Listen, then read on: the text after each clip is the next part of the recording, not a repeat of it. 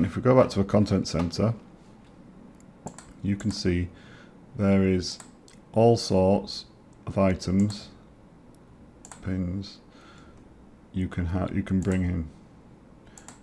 So these are just connections, nuts, bolts, but we also have, so that's under fasteners, we also have cable connectors. So if you're doing electronics, you can have spade connectors, that kind of thing, ribbon connectors.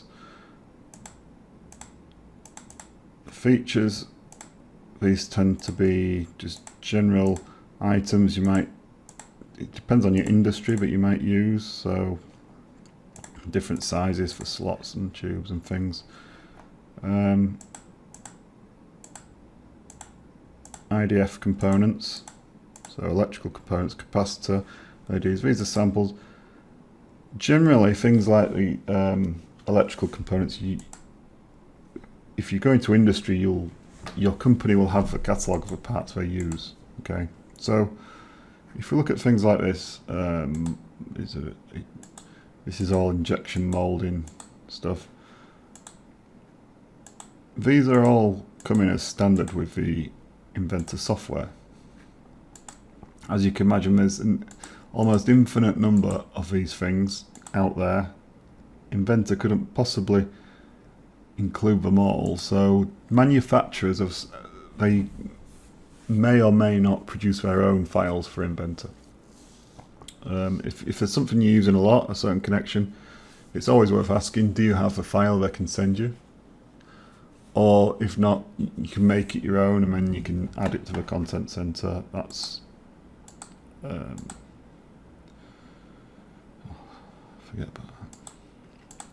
So you've got drill bushing, you've got grease fittings here for pipe work, O-rings, different types of plugs, shaft parts. So when you're talking about making kind of motor shafts things, you've got all the different bearings and ball bearings, different collars and seals. You've got your keys, your Woodruff keys for your shafts, lock nuts, shims, thrust washers,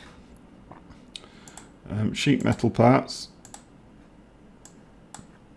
So anyone who works in sheet metal, you've got these standoffs and things and studs. Now structural shapes, this is something we'll look at in another chapter because you will use these a lot. These are basically your standard steel, so you've got your angle iron, your channel, I-beams, etc, etc.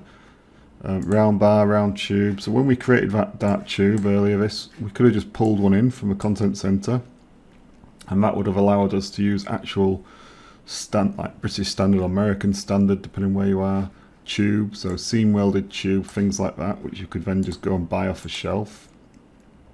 You've got square hollow sections too, and it's especially important to use these when it comes into the later on in the advanced stuff, when we look at what we call FEA. So just to explain it, FEA is where you can, Inventor will work out how strong a structure is, and it will actually tell you where it's likely to break, and it knows that because you use these standard sizes, and these are much more than just shapes of steel. These actually contain information on the material and the strength of that material. So by using these to create your frames, you can then allow the software to tell you where the weak spots in that structure are by applying different weights and things.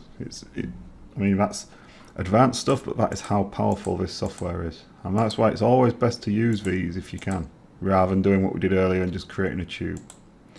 The reason I did it that way is I'm teaching you things as we go through the course. So you have tubes here and pipes, all your different pipe connectors, things like that.